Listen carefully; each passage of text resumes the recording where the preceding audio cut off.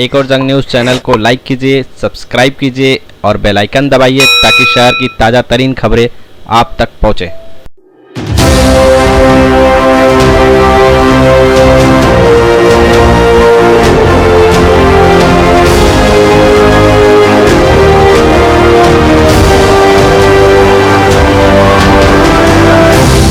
एक और जंग, सच्चाई के लिए हमेशा तत्पर।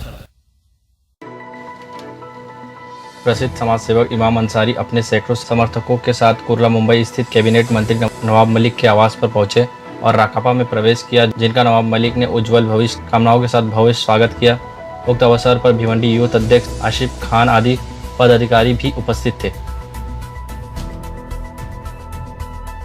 युवक कांग्रेस के हमारे सदर आसिफ खान साहब की मौजूदगी में भिवंडी के सरकर्दा जो समाजी कामों में बहुत बढ़ के आगे रहते हैं, इमाम अंसारी साहब ने आज राष्ट्रवादी कांग्रेस पार्टी में शमूलियत इख्तियार करने का काम किया है। उनके साथ कई नौजवानों ने पार्टी ज्वाइन की है।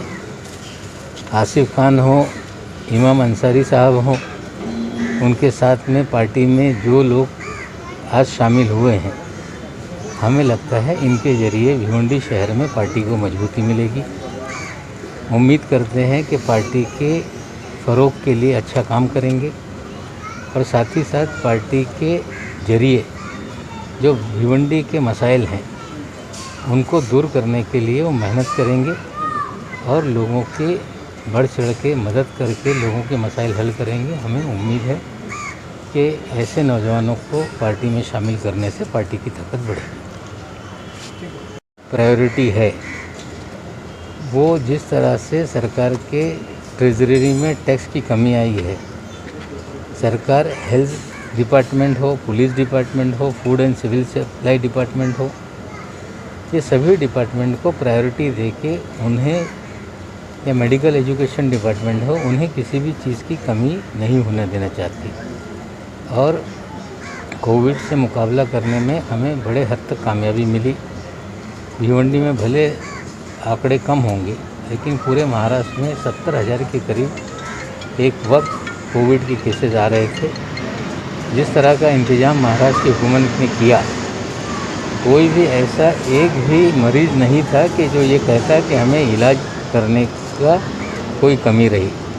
मुफ्त में सारे इलाज के इंतज़ाम किए गए। महानगर पालिका के अस्पताल हों, सरकारी डिस्ट्रिक्ट हॉस्पिटल्स हों, मेडिकल कॉलेज के अस्पताल हों, या डेडिकेटेड कोविड हॉस्पिटल बनाए गए, CCC2 के अस्पताल बनाए गए। और पूरे मुल्क में जब दूसरी लहर आई, लोगों ने देखा कि पूरे हिंदुस्तान में ऑक्सीजन के लोग भटकते नज़र आए, लेकिन एक भी तस्वीर या वीडियो महाराष्ट्र में ऑक्सीजन की किल्लत है इस तरह की नहीं है। साथ ही साथ कोई पेशेंट बेड नहीं मिल रहा है इसलिए सड़क पर पड़ा है, ऐसे हालात नहीं बने। पहली लहर से हम लोगों ने सीखा था, बड़े पैमाने पे इंतजाम किए, जिसकी वजह से ये किल्लत महाराष्ट्र में या परेशानी लोगों को कम हुई। हम बड़े पैमाने पे टेस्टिंग कर रहे हैं ताकि ज़्यादा से ज़्यादा लोगों को डिटेक्ट किया जाए, आगे कोविड ना फैले, उसका इंतज़ाम किया जाए। और जहाँ तक तीसरी लहर का सवाल है, महाराष्ट्र में ऑक्सीजन 1200 मेट्रिक टन ये महाराष्ट्र में जनरेट होती है। 300 मेट्रिक टन हमें अलग स्टेटों से लाना पड़ता था, लेकिन हर ज़िले में, हर तहसील में ऑक्सीजन जनरेशन प्लांट लगाने का फ़ैसला हुआ, जो लग रहे हैं। बड़े पैमाने पे लिक्विड ऑक्सीजन के टैंक लगाए गए और महाराष्ट्र सरकार ने पॉलिसी बनाई है कि 3000 मेट्रिक टन महाराष्ट्र में एडिशनल ऑक्सीजन जनरेशन के प्लांट लगे ताकि तीसरी लहर से हम लोग निपट पाएँ। हमें लगता है कि कोविड के नंबर कम हो रहे हैं।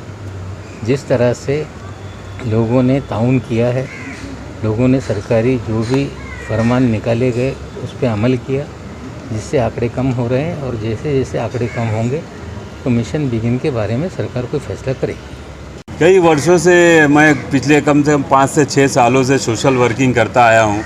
भिवंडी के लिए अलग अलग मसाइल के लिए हमने बहुत से आवाज़ उठाए उसके लिए, और एक प्लेटफॉर्म की देखा जा रहा था बहुत ज़्यादा ज़रूरत थी। कहीं ना कहीं हम जा रहे थे तो कहीं ना कहीं हमारा थोड़ा सुनवाई कम हो रही थी।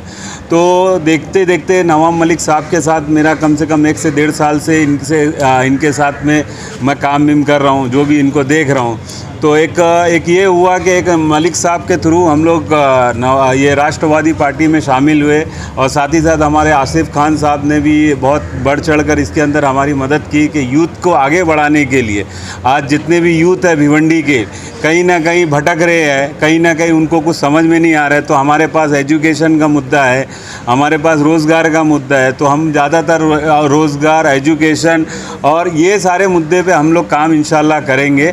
जिस तरीके से भिवंडी में बेरोज़गारी चल रही है, बेरोज़गारी का भी इंशाल्लाह राष्ट्रवादी, वैसे तो 12 सालों से मैं खिदमत कर ही रहा हूँ, मगर ये राष्ट्रवादी के थ्रू और ज़्यादा मैं खिदमत करूँगा इंशाल्लाह। आज आपने प्रवेश किया है, तो किस पद के साथ में आपने प्रवेश किया है राष्ट्रवादी पार्टी? मैं अभी तो प्रवेश किया हूँ। अभी आसिफ भाई से तो बात चल रही है कि कुछ सलाहकार, एक एडवाइजरी और स्पोक पर्सन यूथ एनसीपी के लिए।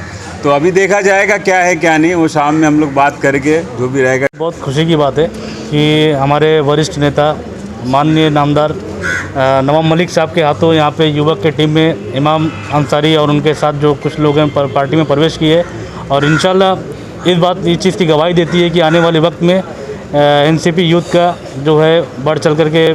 एक और जंग न्यूज़ चैनल को लाइक कीजिए, सब्सक्राइब कीजिए और बेल आइकन दबाइए ताकि शहर की ताज़ा तरीन खबरें आप तक पहुँचे।